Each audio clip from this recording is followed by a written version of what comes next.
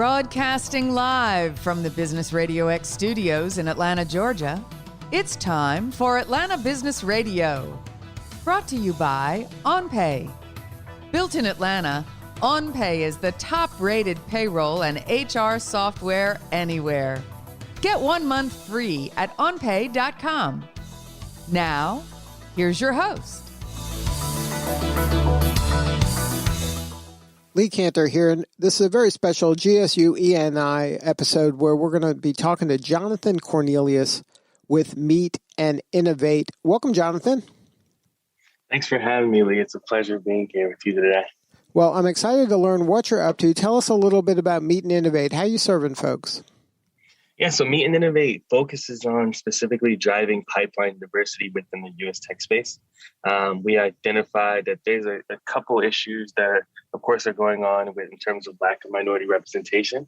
And our company is laser focused on helping these organizations strengthen their DEI efforts, which is diversity, equity, inclusion.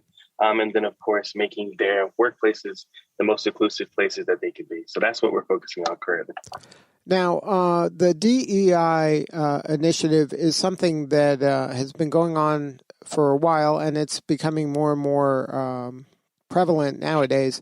Can you talk for folks who aren't familiar with that? Number one, why that's so important? This isn't just a kind of a nice thing to be doing, even though it's a nice thing to be doing. But there's really a business case to be doing this. The most innovative companies are the ones that kind of lean into this DEI movement. Isn't that right? Yes, correct. And the important thing with DEI is it's really just having an inclusive culture in workplaces. And it's really not just, like you said, it's not just something that's nice, which it is a good thing to do, but it also really helps companies thrive, right? So when we come in with our business and we're sourcing diverse talent, it's not only just a top priority with the companies that we work with, but it also just helps team structures. It helps with management. It's always good if you're working in these major cities and our clients are in San Francisco, they're in Atlanta, they're some in Philadelphia, in the DC area. The cities aren't just one group of people. They're diverse environments. So the important thing with inclusion and then, of course, inclusivity is just you want to have companies that look like the cities that you're working in. Because there's just different thought processes and just different creative flows that come with people that come from different backgrounds. So it can also help your company from a financial standpoint, but also just from an appealing standpoint that you have a culture that's inclusive for all.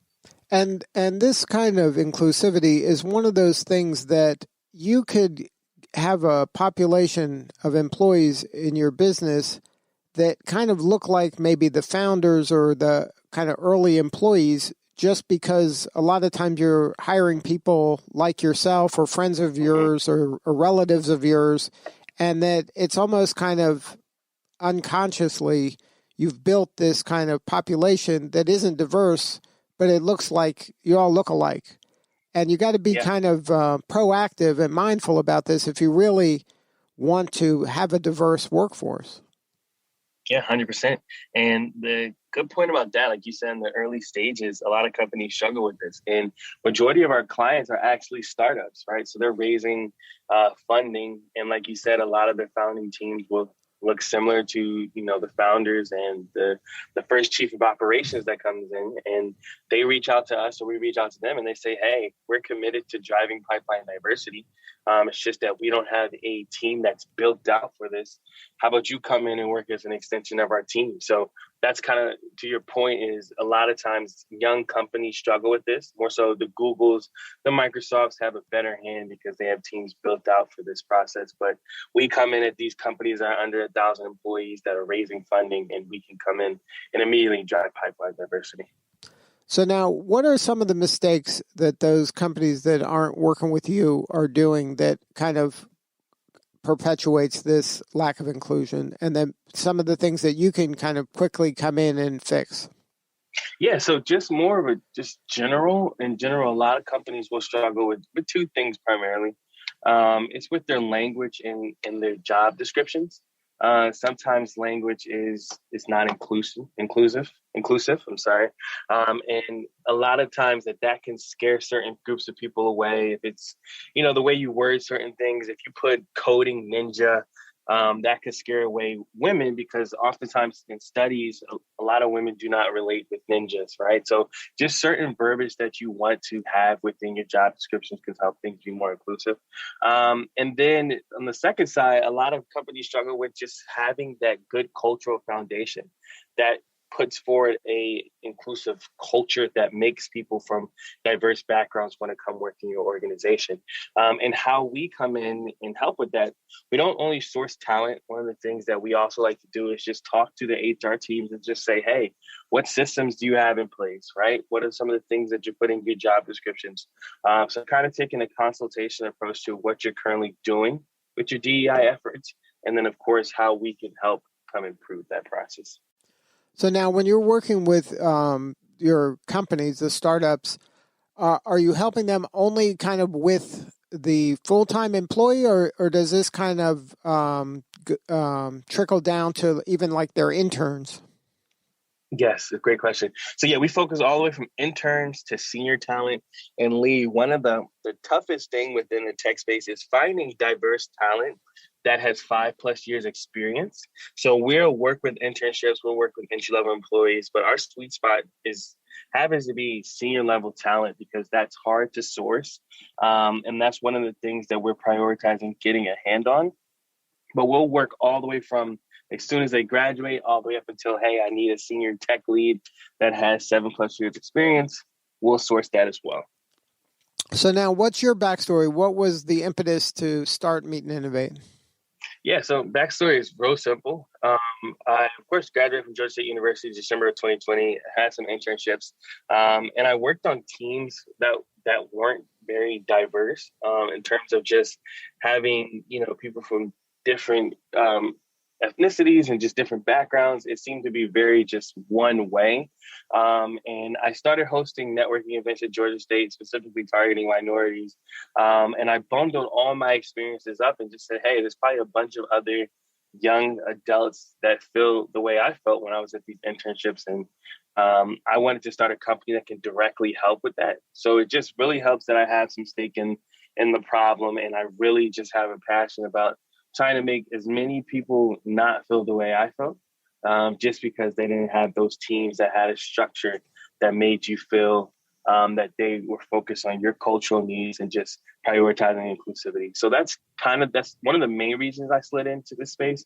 And then I also am very fascinated about DEI and, of course, how we can improve company cultures every day, because it's one of those things that you can just steady improve on year over year. So I see that there's a lot of growth and opportunity for us in the space as well. So now, are you currently, is this kind of a project that you're working on, or is this a company that you've launched and have clients? We're launched. So we launched this business model beginning of this year. We're working with 8 different companies now. We're sourcing talent from customer success to software engineers to senior software engineers. So we just brought in another client this morning. So we're really pushing things, have some great early traction, currently trying to raise some funding, building the platform out fully. But yeah, over the last 7 months, we've seen a lot of good things going our way, and we just hope that the future is going to look just as good as it's looking now. Now, for you, this must be very rewarding work. Have you had the opportunity, I know it's still early, but have you had an instance where one of your clients, you have been able to make a difference and maybe kind of move the needle in terms of DEI in their organization? Yeah. So one of the companies that we're working with now in Atlanta, they had some really big DEI efforts. And we actually came and surpassed those efforts in terms of, hey, this is what we're trying to do in terms of DEI. We're committed to it. But we would love for Meet and Innovate to come in and assist. And we had some goals, and we saw them, we thrashed them, and then we're still working with them now. So it's very exciting just to see that companies are loving what we're doing, but we're actually backing up our business model and these core principles that we live by. And so those testimonies are really the key reasons to why we keep pushing this, because companies need it. and we're actually acting on it. And then, of course, we're just getting these small successes day over day, and our clients are definitely seeing it. So what do you need more of? How can we help you? Do you need more clients? You need more talent? You need more access to talent? What is it? What's kind of the thing that keeps you up at night? Yeah, so the thing that we really need is access to talent. Clients are bringing them in, but it gets to a point where you have to kind of slow down and focus on the people that you're working with now. So we really just need access to talent. Some of the ways that we really thrive is just through what we call our filter partnerships, just various organizations across the country that focus on diverse tech talent that we partner directly with.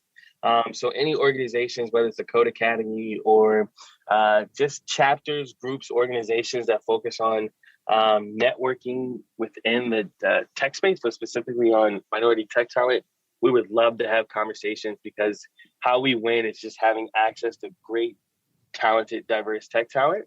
And then, of course, connecting into our partners, because at the end of the day, our main goal is just making sure that this talent that we have access to gets jobs. And if somebody wanted to learn more and connect with you or somebody on the team, what is the best way to do that? Yeah, so you can go to meetinnovate.com. That's Meet and Innovate. And then you can reach me at my email, Jonathan, JONATHAN, at meetinnovate.com. You can also connect me on LinkedIn, Jonathan Cornelius. And you can also follow me on Instagram as well, Jonathan Cornelius as well.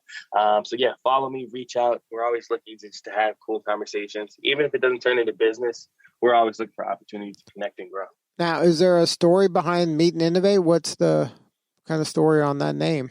Yeah, there's a cool story behind it, Lee. So originally we started off as a different name. When I first started doing the networking events on Georgia State's campus. But we were kept doing one thing, and that we were meeting new people and we were innovating. So, right, we get people together, we meet, and then we innovate. But we're doing something similar to that, because we're meeting so much talent, and we're constantly just having new innovations come about. So we thought it would make sense to call it Meet and Innovate, because we're constantly meeting new people, and we're always looking to innovate on behalf of our team, clients, and then, of course, the talent that we interact with. Well, congratulations on all the success. You're doing important work, and we appreciate you. Thank you, Lee. I appreciate that. Thanks for having me. All right. That's meetandinnovate.com, meetandinnovate.com to learn more. Jonathan Cornelius, thank you again for sharing your story.